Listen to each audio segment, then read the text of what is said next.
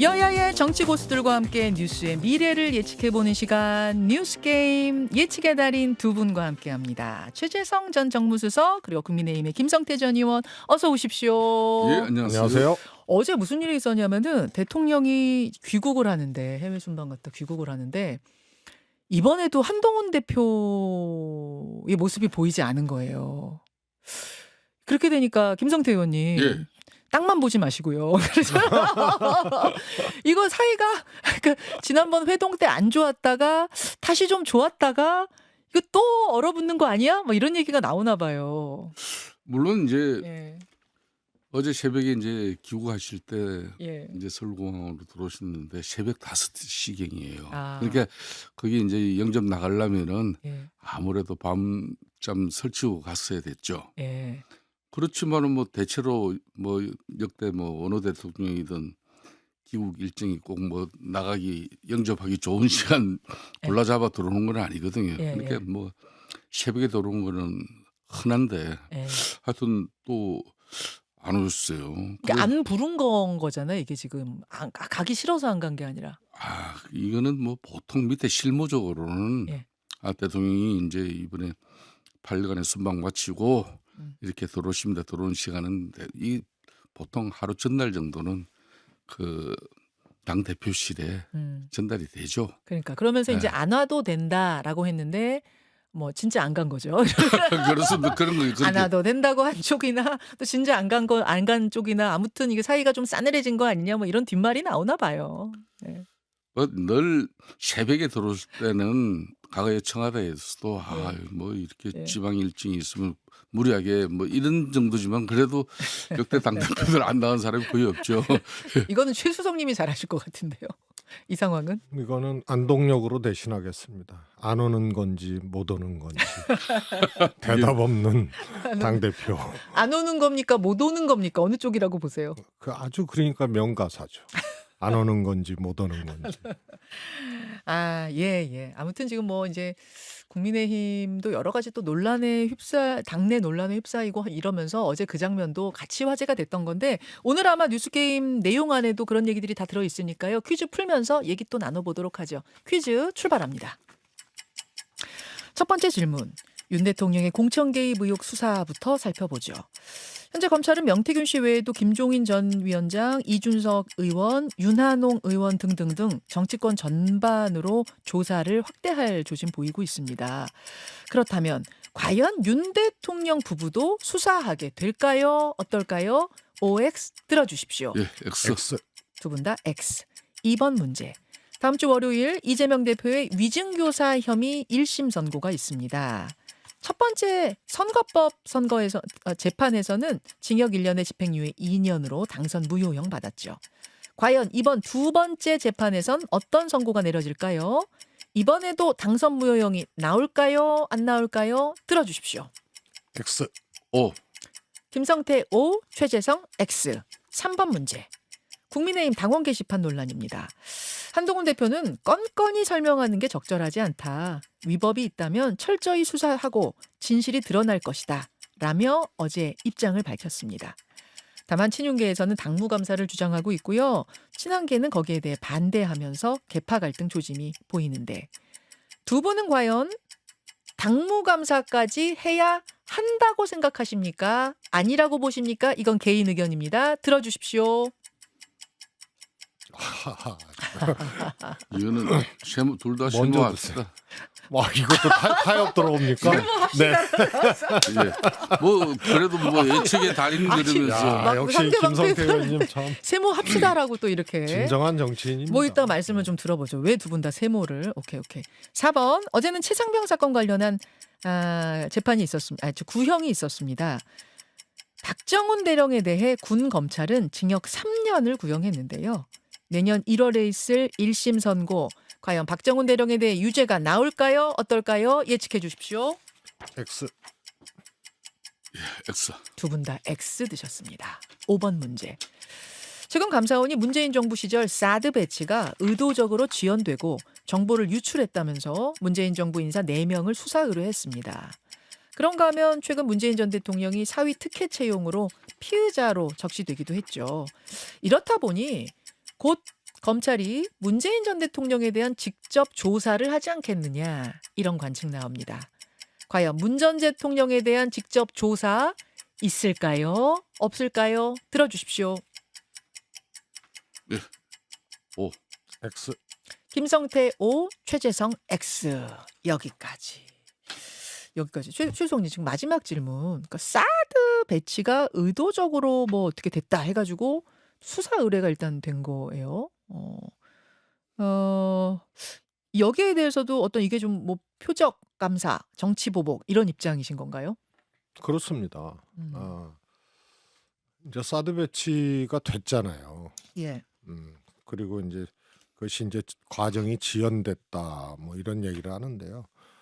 이제 예를 들어서 이제 시민들 포함한 네. 위원회 같은 경우는 시민들이 이제 추천을 안 하고 배치하지 말으라는 입장이었기 때문에 그래서 이제 위원회 구성 때문에 이제 천연이 된 경우거든요. 그래서 저는 뭘로 문제를 삼을 수 있고 뭘로 수사를 할 수 있는지 그 자체가 어떻게 성립되는지가 이해가 안 가요. 그리고 문재인 전 대통령에 대해서도 수사, 직접 조사 못할 거다, 안 할 거다. 그렇습니다. 지금 이 정부 들어서서 문재인 대통령을 향해서 이 수사의 칼끝이 가기 위한 여러 가지 사건들이 있었거든요. 인사 관련된 거 결국은 못 갔잖아요.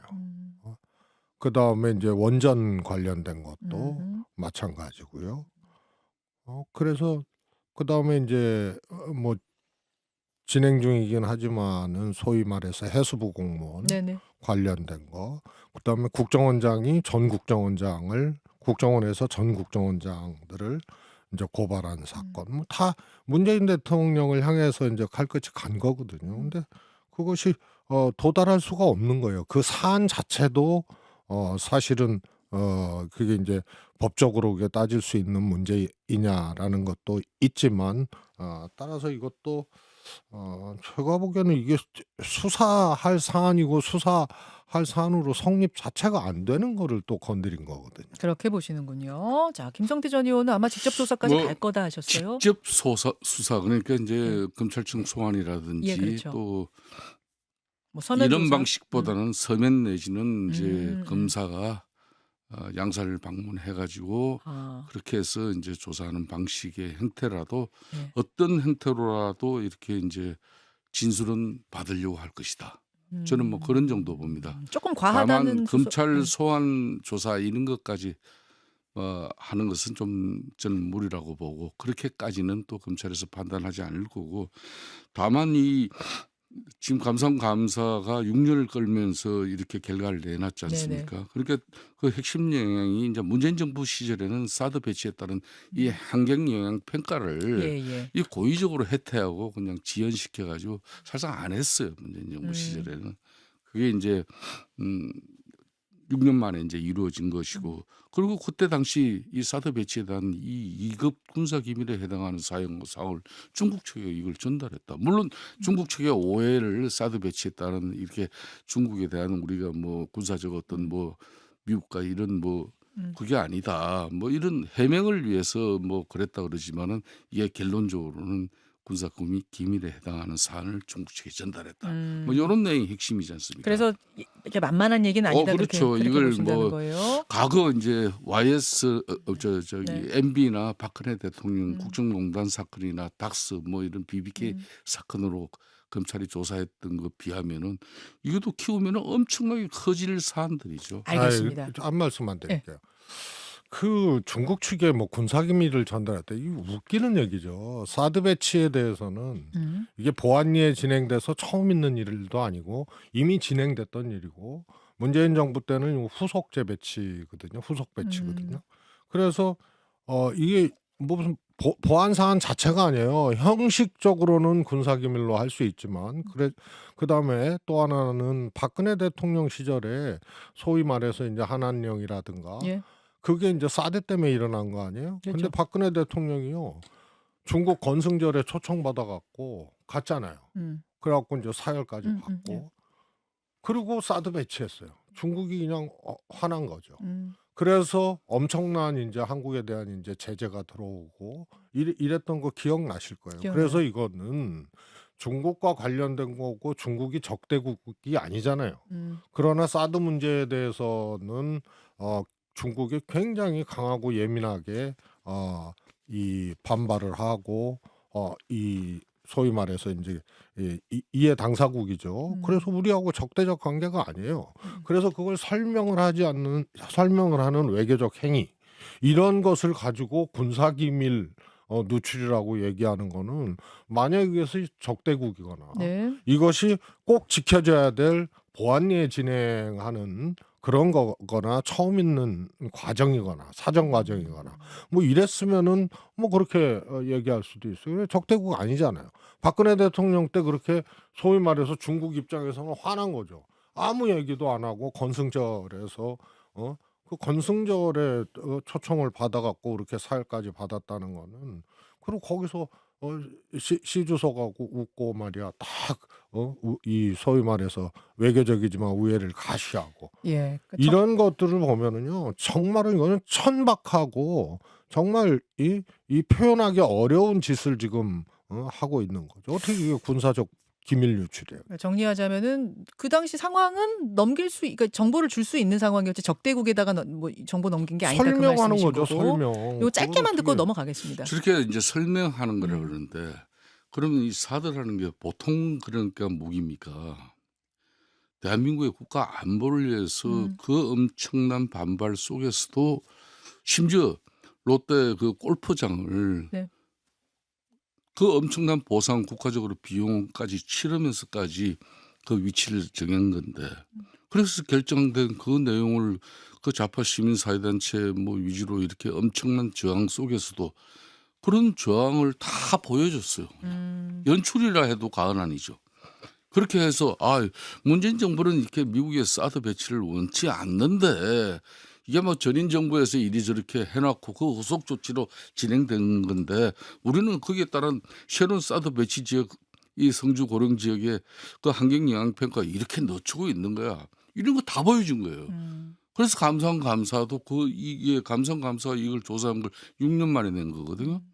그러니까 근데 좀 전에 박근혜 대통령 그런 애교적인 문제 뭐 이렇게 그거하고 이거하고는 또 별개의 사안이죠. 그렇게 연결짓는 거는 왜 맞지 별개의 않. 사안이에요? 자, 제가 좀 끼어들어야겠습니다. 죄송합니다. 두 분의 토론이 지금 핑퐁 왔다 갔다 하고 있는데 요 이야기만 하다가 지금 끝날 수는 없는 예, 예. 상황이어서 두 분의 주장은 알겠습니다. 아마 청취자들도 알아들으셨을 것 같고 문제 하나 더 좀 해설을 들어야 될 것 같습니다. 당장 다음 주 월요일에 있을 이재명 대표 두 번째 재판의 1심 선고. 이번에는 위증교사 혐의인데 아까 두 분의 답변은 김성태 전 의원은 아마 이것도 당선 무효형 나올 거다 하셨고 최수석은 그렇지 않을 거다 하셨습니다.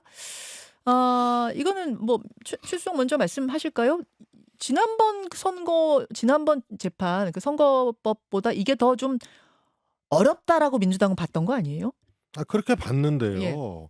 뭐 저는 개인적으로 우선 이게 위증교사냐 아니냐 뭐 이런 관점 이전에 예. 관계를 먼저 봐야 되거든요. 음흠. 소위 말해서 김진성이라는 전 김명량 시장의 비서. 비서하고 이재명 대표의 정치적 관계라 그래야 되나요? 네. 이걸 보면요.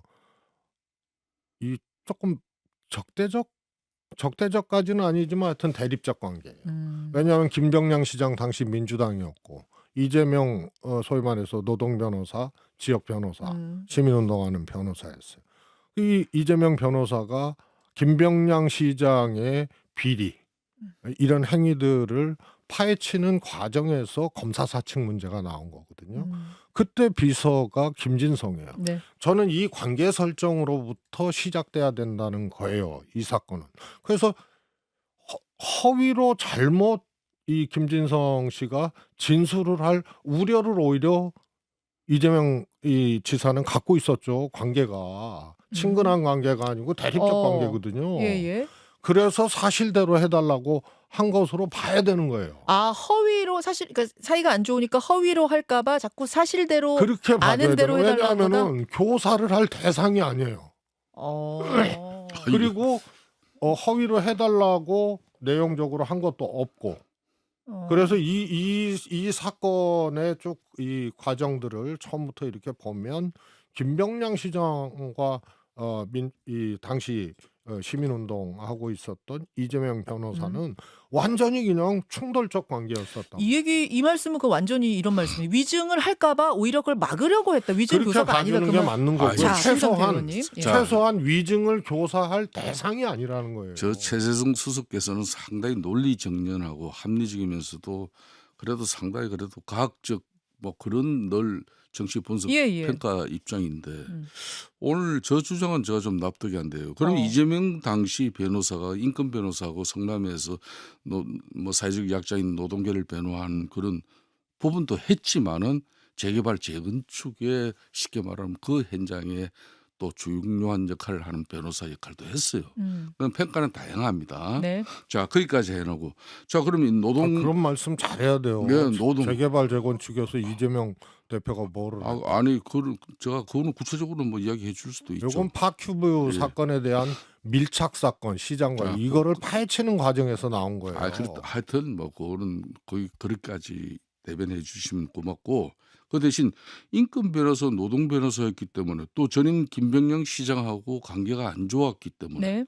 대려 그것도 공정방송에 그러니까 언론인 기자를 상대로 그 기자가 뭐 한마디로 대려 위정을 할 수 있기 때문에 이런 식의 그거는 기자가 아니에요. 아니라니까요. 아니 기자는 직접 사칭한 사람인데 KBS PD는 나중에 PD 처벌도 받지 않냐고 빠졌어요. 그러니까 PD예요. PD인데 그 공정방송에 KBS PD와 기자가 연루된 문제였는데 이걸 갖다 이재명 대표가 한마디로 그 사람들이 법정에 진술을 갖다가 그러면 김명량 전임 시장이 여러 가지 뭐 이런 의혹도 많고 또 이재명 당시 변호사하고 불편한 관계였기 때문에 그랬다. 그러면은 이재명 대표 편을 들어가지고 진짜 위정이 이루어질 수밖에 없었겠죠. 무슨 소리요? 아니 그러니까 이 사람들은 제대로 된 쉽게 말하면은 법정 진술과 진술이 검찰 수사 단계에서 이루어진 사람들 그것도 아주 일관성 있게 자, 그렇게 해서 쉽게 말하면은 위정 교사가 성립된 건데 지금 법원에서 검찰도 공소장 기소를 하면서도 거의 제가 볼 때는 완벽한 이거는 녹취 30여 분짜리 녹취뿐만 아니라 또 들어보셨을 기사 나 법문적이지만 들어봤어요. 기사 기자 PD 다 이분들의 그냥 일관성 있는 진술이 쭉 뒷받침돼 가지고 그 내용을 가지고 공소장을 친 건데 그래 재판을 받는 건데 이 재판에서 지금 이제 1심 다음 주잖아요. 그동안 재판을 정말 수십 차례 했어요. 정의란 정의는 뭐 불필요하다 싶을 정도로 많이 이제 동원하면서까지 그렇지만은 재판부를 제가 볼 때는 이 재판을 이 기존 KBS PD나 기자 이 사람들의 진술을 번복할 만한 내용이 아직까지 안 나왔어요. 그런데 어떻게 이정 교사를 PD의 문제가 아니고 김병량 당시 시장의 비서였던 김진성 씨에게 이재명 대표가 사실대로 얘기해달라 물론 기억을 그거 한 대목이 살려달라는 있다. 거고요. 그거 한 대목도 있어요. 이상하잖아요. PD가 기자를 사칭했어요. 자. 이 사람은 빠졌어요. 예. 그리고 이재명 시장은 기자를 사칭한 게 아니에요. 검사를 사칭한 게 아니에요. 그래서 주범은 빠지고 이재명 지사만 처벌받은 사례예요. 그러니까 이상하잖아요. 왜 그분들이 주범이 되어 있습니까? KBS PD가 KBS 직접 PD 하고 검사 사칭을 한 거 기자 아니에요. 왜 그분들이 뭐 주범이 되어 있어요? 하여튼 그거 잘 그건 아니죠. 자, 살펴보시고요. 죄송합니다. 제가 잠깐 끼어들겠습니다. 그다음에 그 녹취를 네. 보면요. 위증해달라. 이렇게 해달라고 얘기한 게 아니에요. 사실대로 해달라고 반복적으로 얘기를 해요. 그러니까 사실대로 이야기해달라고 반복적으로 말하는데 그 김진성 씨가 저는 기억이 안 난다. 그랬더니 내가 그럼 요지 적은 걸 뭘 좀 보여줄 테니까 기억을 살려봐라라는 취지로 얘기한 것 자체가 위증을 요구한 거 아니야. 지위로 봤을 때 가불관계 같은 어떤 좀 높은 지위에 있는 사람과 그렇지 않은 사람들 그러니까 쉽게 말하면 이런 얘기인 것 같더라고요. 제가 말씀드렸잖아요. 예. 그게 경기도지사 이재명과 예. 그 밑에 직원의 문제가 아니고요. 음.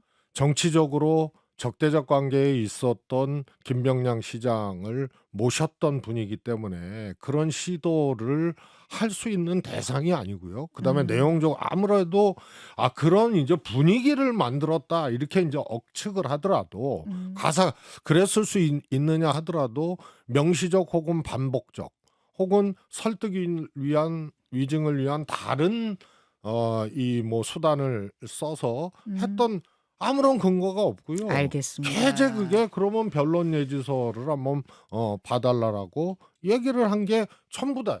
자, 그러니까 자, 요런 그래서 제가 한 말씀만 드리겠습니다. 예. 그 변론 요지서라는 걸 지금 위정교사 혐의를 받고 있어 검찰에서 이미 수사 대상이 되고 수사가 이루어지는 상황 그 당사자에게 음. 변론 요지서를 갖다 보내줍니다.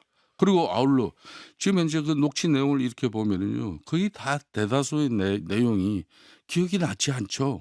그러니까 기억이 나지 않는 대로 생각이 나지 않죠. 생각이 나지 않으면 생각이 나지 않는 대로 진술을 해달라는 그 이야기예요. 예. 그러니까 이런 내용을 왜 불필요하게 하냐 이거예요. 자, 안 맞죠. 기억이 난다고 이거 생각이 우리가 안 지금 나면은 이 법정에서 지금 공방하는 것 같아요. 그러니까 지금 제가 이거 나중에 김진성 씨가 변호사하고 통화했던 그거 한번 보세요. 명시적으로 이재명을 죽이기 위한 아니 좀 구체적인 우리는 근거는 이제 뭐 없지만 요 정도 하고 그런- 다음 주 월요일 그런 재판부가 어떻게 분위기였다라고 김진성 판단하는지 씨 한번 스스로가 지켜보시죠. 얘기를 해요. 지켜보시죠. 지금 김성태 전 의원 말씀이 정답입니다. 다음 주 월요일에 보면 판사가 어떤 최장선 판단하는지 수석의 보면- 논리 또 김성태 이게 전 법정 의원의 같아. 논리가 예, 다 나름의 지금 이유들이 있거든요. 어느 쪽 손을 들어줄지는 제가 월요일 날 판결을 보면 되겠습니다. 이제 며칠 안 남았습니다. 그걸 보면 되겠고요. 사실은 제가 궁금한 거는 그래서 이제 여기서 만약 혹여라도 세간의 얘기처럼 유죄가 나오면 그다음 민주당은 어떻게 될 것인가인데 이건 1분씩만 말씀하시고 끝내겠습니다. 플랜 B 작동하겠습니까? 안 하겠습니까? 김성태 의원님 짧게. 저는 쉽게 작동하지 않습니다. 내년쯤에 네. 공직선거법과 이정교사 다음 주 월요일 이 선고가 나오면은 네. 만약 이 내용들이 항소심에 가서도 그대로 1심이 유지되는 판결이 나와버리면 네. 그때부터 이제 그때부터다. 플랜 B가 작동이 최수성님. 이게 뭐 왕조 시대도 아니고 플랜 B가 도대체 뭡니까? 저는 현실적으로 성립될 수 없는 개념이다. 플랜 B는 그게 뭐 전두환 아예 없다? 대통령이 뭐 노태우 대통령 거의 지명했다가 만약에 노태우 당시 이 후보가 변고가 생겨갖고 플랜 B 뭐 이런 건 몰라도요. 이게 지명 승계의 과정이 아니고요. 국민의힘도 그렇지만 민주당도 그렇지만 대선 후보를 선출하는 과정이라는 시스템이 있는 거거든요. 그래서 정치적 환경은 변할 수 있어도 플랜 B와 같은 인위적인 행위들이 작동을 해서 뭐 그다음에 누굴 옹립하고 지명하고 이런 게 아니잖아요. 그래서 현실화될 수 없는 걸 가지고 지금 이야기를 하고 있는 거죠. 여기까지 오늘의 뉴스 게임 두 분 수고하셨습니다. 네, 감사합니다.